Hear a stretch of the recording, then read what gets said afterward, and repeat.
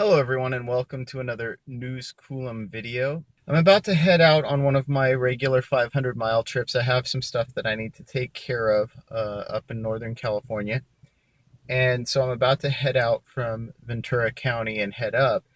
But I decided I would try to recreate a bit of a trip that got some notoriety about a year ago.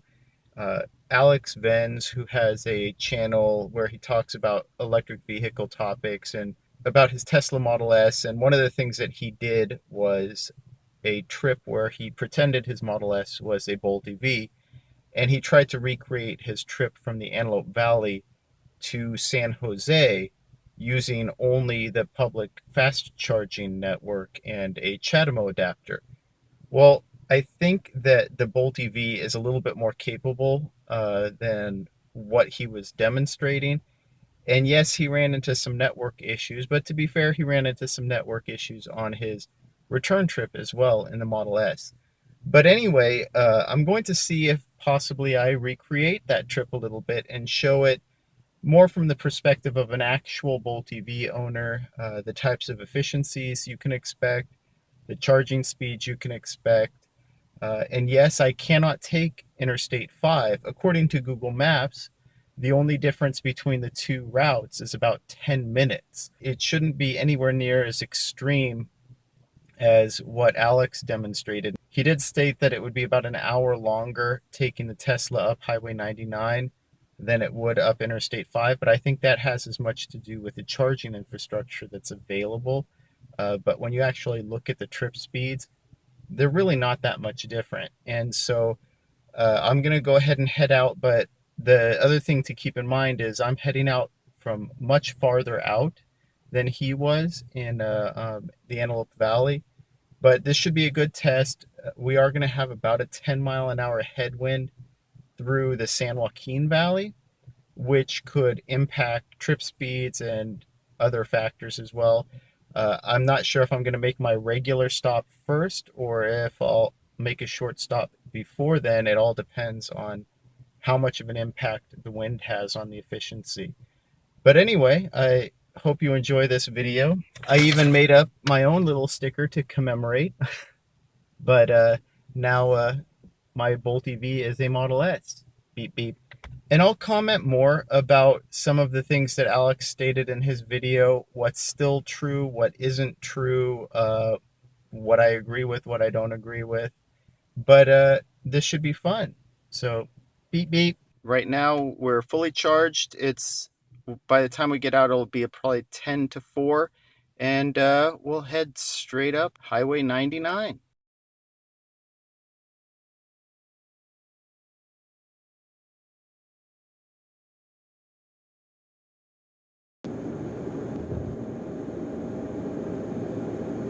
All right, so we're heading out. As you can see, it's we still technically have 100% battery. I don't know how that works, but I've used, I guess, well, 0.5 kilowatt hours since I left the office. So we're taking this back route again, and again, this is one of those cases where on paper it should appear that the all freeway route is faster, but I keep running the numbers and that's never the case. It's always faster to take this back route.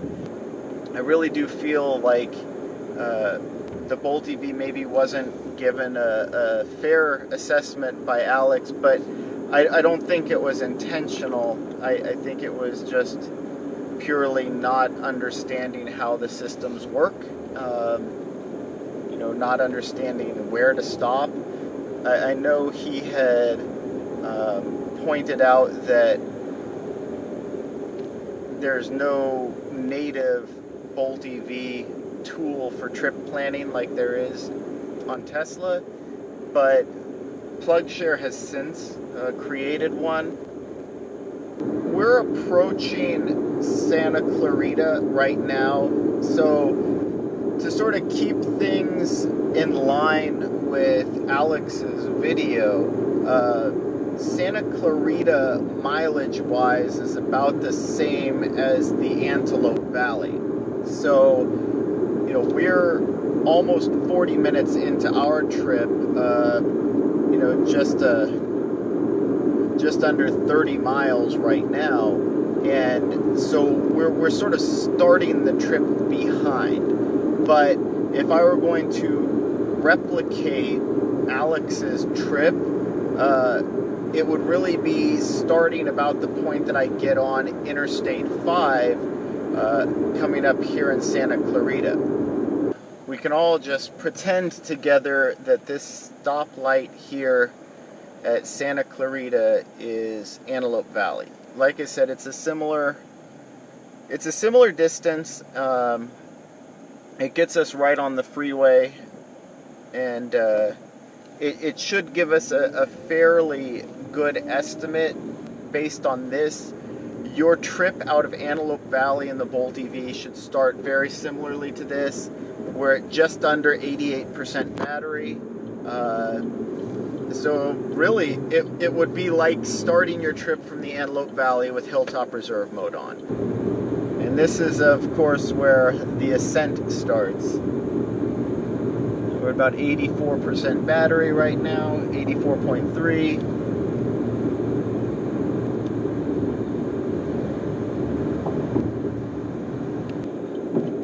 We have about 150 miles to go to my preferred first stop, and this might be seem a little bit strange, but given the distance to San Jose, or let's just call it the greater San Jose area, it actually might only require one stop in the Bolt EV.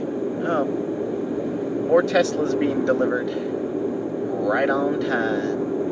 So I don't know how far exactly Alex is into the Antelope Valley, but right up here is where he would be getting onto the freeway and joining us. Hi, Alex. Alex never really stated how fast he was driving relative to traffic. I'm going to do a fairly typical for me, staying within 5 miles an hour of the posted speed limit. It's the best balance for speed, fuel, economy, and safety, just because at 5 miles an hour above the posted speed limit, you're really going just slightly faster than semis, but significantly slower than a lot of people on the road. We're approaching Delano now, or Delano, however you want to pronounce it. And this was the first stop that Alex made, and you know, it's basically an hour and a half in Alex time, based on his starting, you know, in Antelope Valley. But we're not going to actually stop here because it's way too early. We have 36.9% battery, according to Torque Pro, and we only have about 68 miles to go to get to our first stop in Selma. And knowing that we actually traveled significantly farther, I think it was 40 miles, so this would have been way, way too early for Bolt EV coming out of Antelope Valley to stop. And we're down to 3.5% battery according to this. The Bolt EV can be a bit of a metronome when it comes to efficiency. I believe last time I showed up here, it was 3.5%. When I went the full, basically 199 miles or whatever it was. This is saying 196 to the exit, so who am I to argue?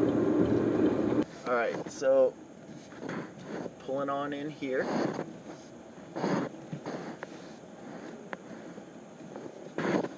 Woohoo! Alright, so we made it into Selma. I guess this is 2 hours and 23 minutes Alex time. What I mean by that is the time at which he would have left Antelope Valley. And with the temperature, we are going to see a bit of a reduced charge rate just because it's going to be cooling the battery, spending a lot of time. Yeah, Katrina. All right. Yep. Matches up, 3% battery. All right, so I'm going to go ahead and go in and eat.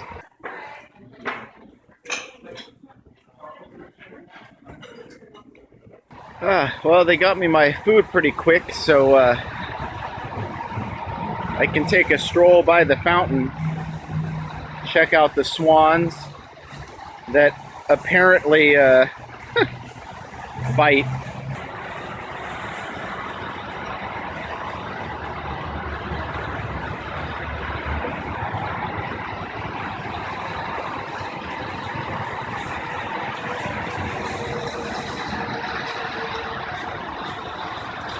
This could be a fun stop even if you weren't eating.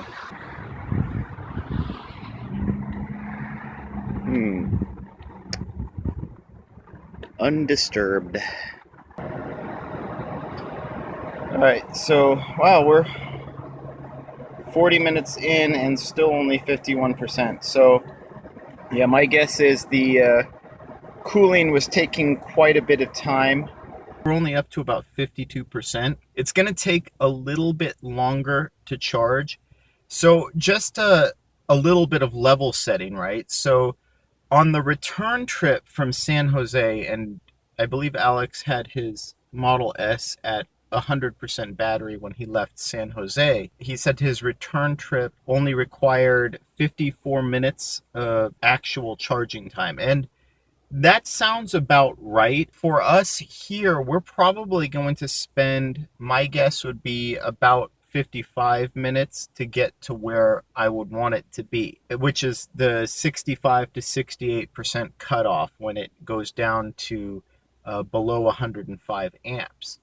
Now, the reason for doing this is there aren't any places I want to stop between here and San Jose that are full 50 kilowatt, 125 amp chargers, and I need to go all the way into Campbell. So I might end up stopping in Gilroy for about 10 to 15 minutes. So my actual time spent charging would be longer than what Alex spent in his Model S using the superchargers on his return trip. But there is one key difference, and that is by the point in time when I had started this trip according to Alex's location, I had already used over 10% of my battery. And that's another consideration for this stop. I think a lot of people would have been leery to go down to 3% battery, and I understand that. But I think a lot more people would be comfortable with about 10 to 15% battery, which is what they would have had they started in Antelope Valley or Lancaster or Santa Clarita. I was starting at a bit of a deficit already, and so the additional charge time makes sense in that regard, and it also makes this, in my opinion, a more valid stop for more people who otherwise might be a little bit concerned about that low into the battery's state of charge. So it just stopped charging, but this is a pretty standard 33.14 kilowatt hours delivered in 45 minutes. But we just got up to that 55% state of charge, and like I said, I want to be up to 68. So this should be a pretty good indicator right now. Resetting. So for those of you who want to see the specific charging rate after the cutoff, I'm going to go ahead and do this. I have a little bit of business to take care of while I'm in the car, but I'm going to go ahead and turn on the air conditioner, get all of the battery conditioning out of the way. And it really should happen in about 15 minutes. Like I said, I don't expect to spend more than about an hour charging here. The charge rate slowed down. Now this might mean that I have to go someplace like Gilroy. I'm reasonably sure I can make it. The roads are slower, but the Pacheco Pass can have really crazy weather. So anyway, I'm going to go ahead and stop this now. So right now we're at about 56 minutes of charging, more or less. You can tell from here too that the rate is slowed down, but even still, it's going to be close to a 40 kilowatt charge rate, even up to this point in the battery. So anyway, I'm going to go ahead and stop it. And we're going to say goodbye for now. All right, so we're leaving about 3 hours and 20 minutes in, again, like from the Antelope Valley time. I would have preferred to maybe have a slightly higher state of charge, but because I was likely to end up having to stop in Gilroy anyway, it's really not worth it to wait that much longer. Right now we have a minimum range of 97, and Gilroy right now I believe is 132 miles away. I'm pretty sure that our efficiency will carry us through, but even still I might actually just peg us directly at the posted speed limit and not really try to push it too much more than that. And I mean, the winds are now more of a crosswind, but they're still present. So we're only about 3 miles away now from getting onto Highway 152. I mean, and notice here we're on 99, it's still 70 miles an hour. I'm keeping my speed down because I know I'm heading into a headwind. I don't know how fast all of the roads are, and I've actually never driven Highway 152 between Highway 99 and Interstate 5. I've only ever gotten onto it from Interstate 5, so this will be a brand new experience for me. But one of the other things that I was going to mention is when Alex was recharging, he went past this junction, he went past the intersection to get onto Highway 152, and he went into Chowchilla. So not only did he pick an extremely slow charger, one of the 100 amp chargers along the way, he went basically 8 miles out of his way to use it. Even if it were a 125 amp charger, an argument could be made that you'd be better off using the 100 amp charger that was earlier. Now, another thing to note too, where I stopped, we were less than 20 miles from Fresno. And again, I had about 10 to 15% battery less than someone starting from where Alex started would have. And what that means is, while I chose to stop at Selma, you could have easily chosen to stop at Fresno instead. And so for me, I'm aiming to get to Gilroy. But had I gone into Fresno to recharge and recharged up to 65%, I wouldn't need to aim for Gilroy. I could go past Gilroy. Whew. This is exciting. We're on the road on 152. I don't know anything about this. What are we doing?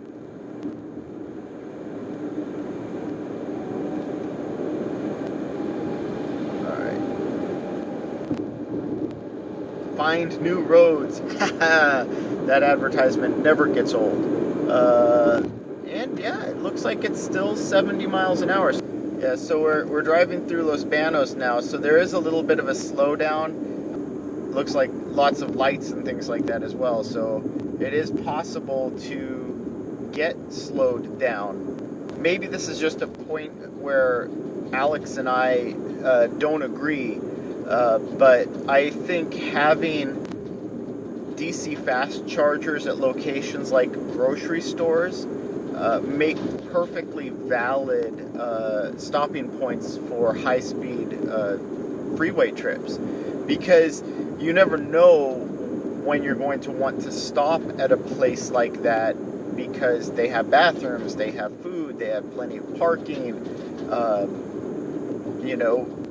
even for highway trips, they make sense. Don't look now, but we're about to pass by Interstate 5. This is the junction where, Alex or any of the Tesla drivers would be coming up and getting onto this Highway 152 at this point.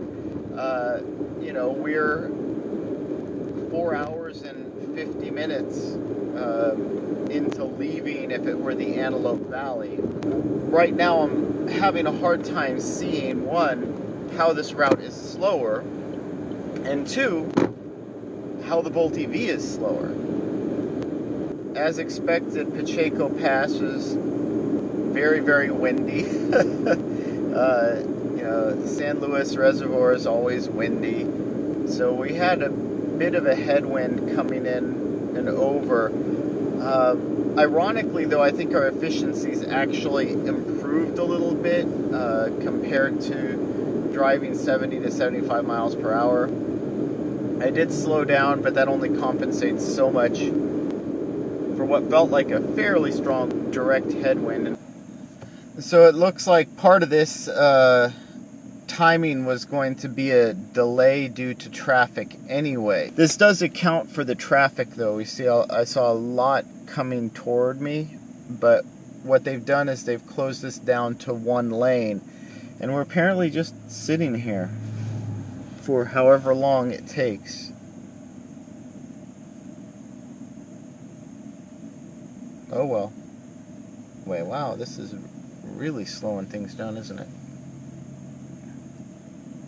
They're supposed to keep one lane open, and it doesn't seem like they've even been doing that. And I don't want to turn off my maps or navigation right now. I don't necessarily want to miss my turnoff because I've never been to this location before.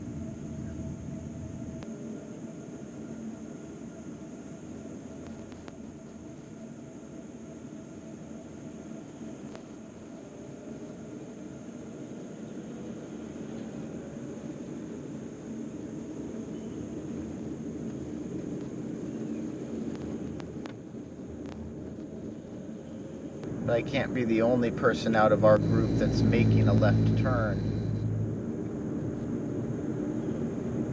Excuse me, it must be the garlic.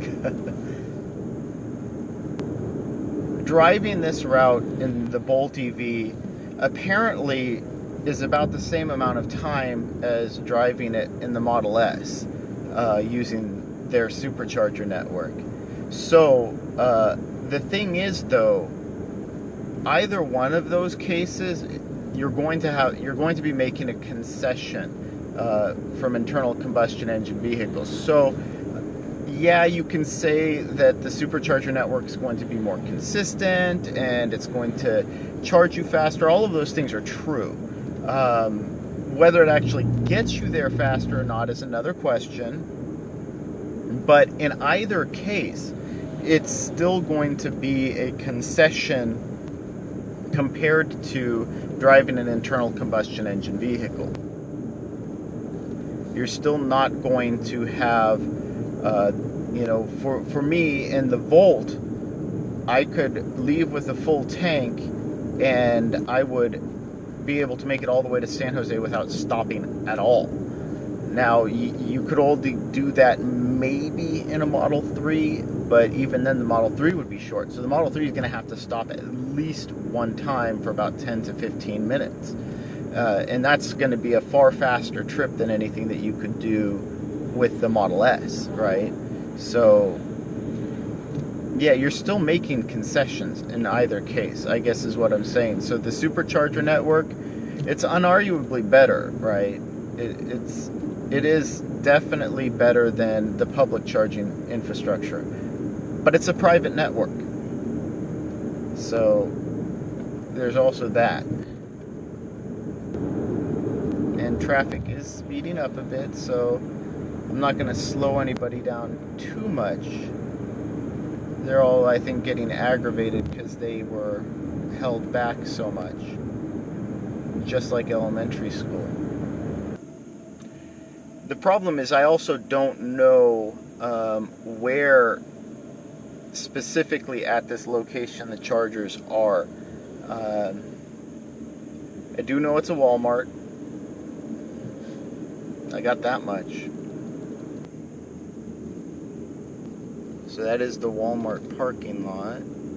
Apparently I screwed up again.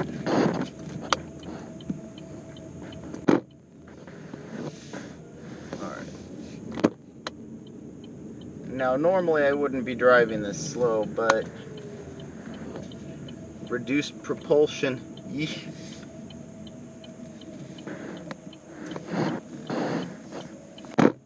Alright.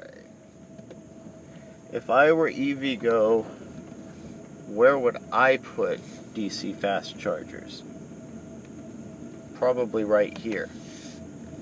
Man, it does look like they're closed though. That sucks. Alright.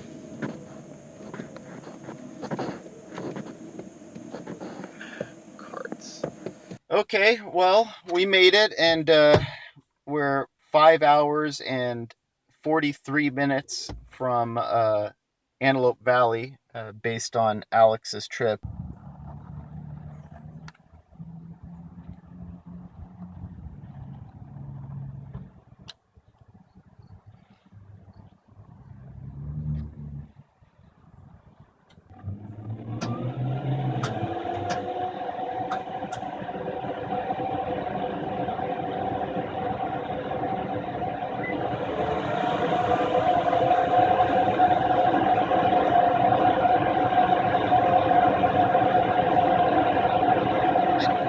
If this counts as the greater San Jose area, but like I said, at this point, being very, very generous, we're 5 hours and 45 minutes into this trip from, well, Santa Clarita, or what would be the equivalent, right, of the Antelope Valley. I would say that it's reasonable to only take 5 hours and 45 minutes to get to Gilroy. Remember that we were down, I think it was about 12%, so it would be the equivalent of starting on Hilltop Reserve mode. Pretty much anywhere that I would need to go within San Jose, I would need to be here for no more than 10 to 20 minutes tops. So, like I said, this is just an example, right? And had I stayed 5 minutes longer in Selma, had I charged up to 70%, or maybe 10 minutes longer, up to 75%, this stop might not even have been necessary. And then, of course, we got about a 10-minute delay just due to road construction. So either way, just using this as an example, just take it for what it is. 5 hours and 45 minutes to get to Gilroy, needing to add a charge, right? So wherever you'd need to get from here, figure out how many miles you would need to go. And like I said, I would say probably no more than a 10 to 15-minute charge here should get you to San Jose. Really, you're looking at a very equivalent time to what Alex was posting in his Model S, at least on the return trip from San Jose. But I wanted to speak specifically about some of his criticisms about the public charging infrastructure, because I think some of them are warranted and some of them are not. And in particular, I would say, yes, I wholeheartedly agree that the charging infrastructure needs to be improved. Right? There's no question about that. The public charging infrastructure needs to be improved. We need to have a higher concentration of chargers per site, especially in a state like California, where we have the population density that we have, in combination with the population density of electric vehicle owners. Now, where I deviate from Alex is, one, I think it's too harsh to say that the network is not capable of supporting long distance travel. I don't think that's true. Also, I disagree with him that Interstate 5 is a superior route. I don't think it is. I think this trip up Highway 99 proved that. Where I agree with Alex is, right now, most of the charging networks are supporting local and regional. But where I disagree with him is, I think that applies to the Supercharger network as well. Supercharger network does not meet my definition of an ideal travel network. It needs to be much, much faster, and Tesla cars themselves need to charge much faster. So I think, despite being down a number of chargers per site, the Electrify America setups are actually a better example of high-speed travel chargers, but even then, they aren't ideal. If I had my preference, the high-speed travel corridor chargers would look something like a combination between FastNet and Electrify America and Tesla's Kettleman City. You combine those three implementations, I think you'd come up with a site that's very compelling for long distance travel and supports it across all electric vehicles. Also, one other thing too to mention that Alex had mentioned was price. I have mixed networks, so I use ChargePoint, I use Greenlots, I use EVgo.